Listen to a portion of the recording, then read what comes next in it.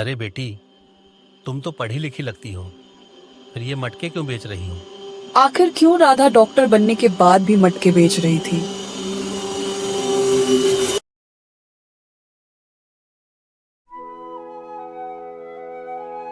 रामेश्वर, जिन्हें गांव वाले प्यार से बाबूजी कहकर पुकारते थे, एक सीधे सादे कुम्हार थे।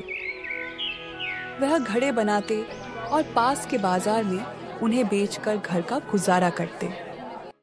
आज के इम्तिहान में तो बहुत अच्छे अंक आए हैं। बाबूजी यह देखकर खुश हो जाएंगे। राधा उनकी इकलौती बेटी थी, जो पढ़ाई में बहुत होशियार थी। वह डॉक्टर बनना चाहती थी, लेकिन बाबूजी की आमदनी इतनी कम थी कि 2 वक्त की रोटी भी मुश्किल से मिल पाती थी।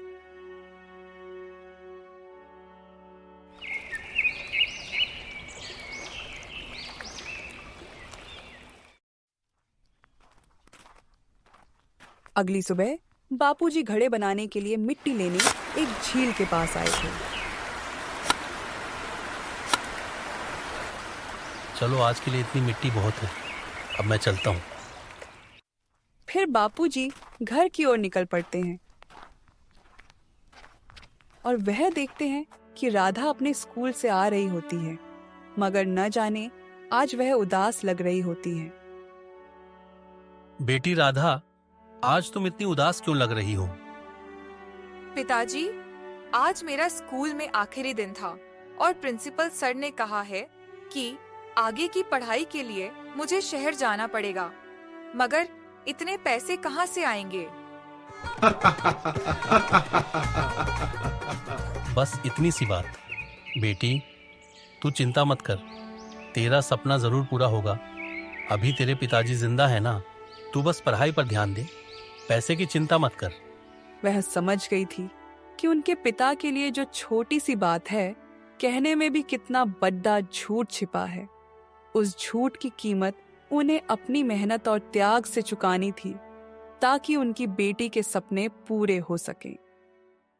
रात के समय बाबूजी उसी बात को लेकर परेशान थे और इसी वजह से वे ठीक से सो भी नहीं पा रहे थे। कुछ देर बाद उन्हें एक सुझाव मिलता है। अब तो बस एक ही रास्ता है। मैं अपनी पुश्तैनी जमीन गिरवी रखकर कुछ पैसे उधार ले लूंगा, फिर दिन रात एक करके ज्यादा मटके बनाऊंगा, ताकि जल्द से जल्द कर्ज चुका सकूं।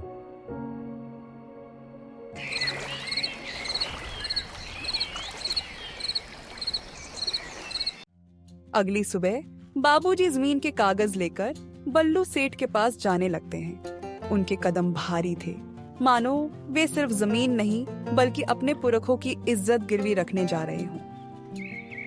थोड़ी देर बाद बाबूजी वहां पहुंच जाते हैं।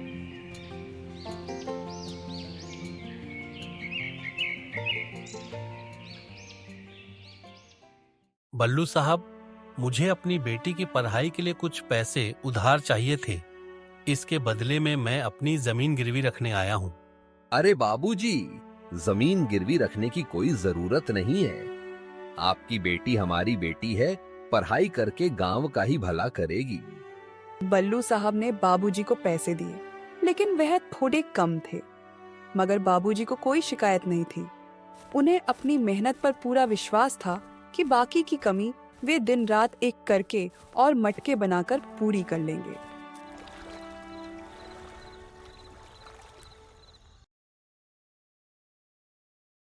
राधा के शहर जाने वाला दिन आ गया था। उस दिन गांव के कुछ लोग और राधा की दोस्त भी उससे मिलने आए थे। उस समय एक अलग ही खामोशी छाई हुई थी। अरे, आप लोग ऐसे उदास क्यों हो? मैं केवल 2 साल के लिए ही तो शहर जा रही हूँ। बेटी, बस तू अपना ध्यान रखना, और कोई भी परेशानी हो तो मुझे जरूर बताना। ठीक है पिताजी। और चिंकी, तू भी फिक्र मत कर, मैं जल्द ही लौटूंगी। और ऐसा कहकर राधा जाने लगती है।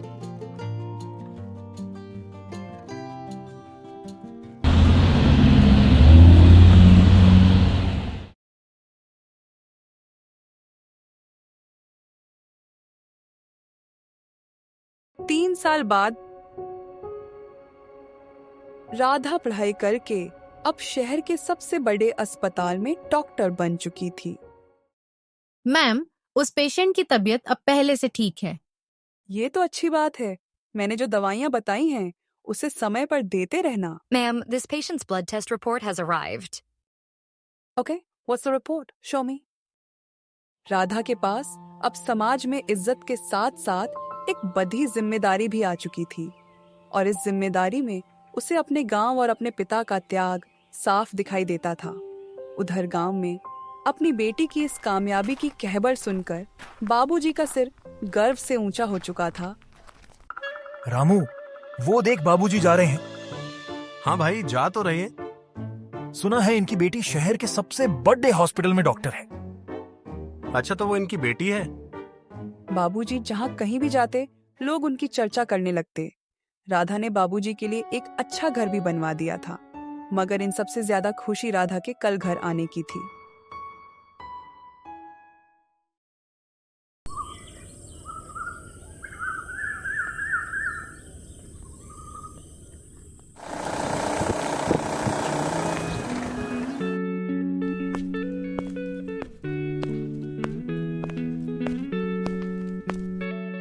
नमस्ते बापूजी, चिंकी और गोलू, तुम कैसे हो?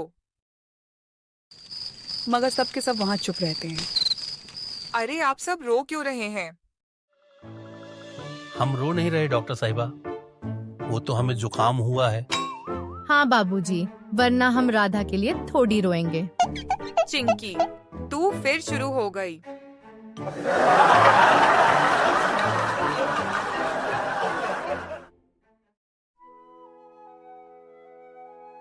लीजिए बापूजी, ये सब मैं आपके लिए लाई हूँ। बेटा, इन सब की क्या जरूरत थी? इतनी मिठाइयाँ तो खराब हो जाएंगी। राधा शहर से बापूजी के लिए बहुत सारे कपड़े और कुछ मिठाइयाँ लेकर आई थी, और अब बापूजी अपनी बेटी राधा से मिलने के बाद बहुत खुश थे। तभी राधा की नजर बापूजी के उन कटे फटे हाथों पर पड़ती है, और न जाने क्या सोचकर उसकी आंखों से आंसू आ जाते हैं।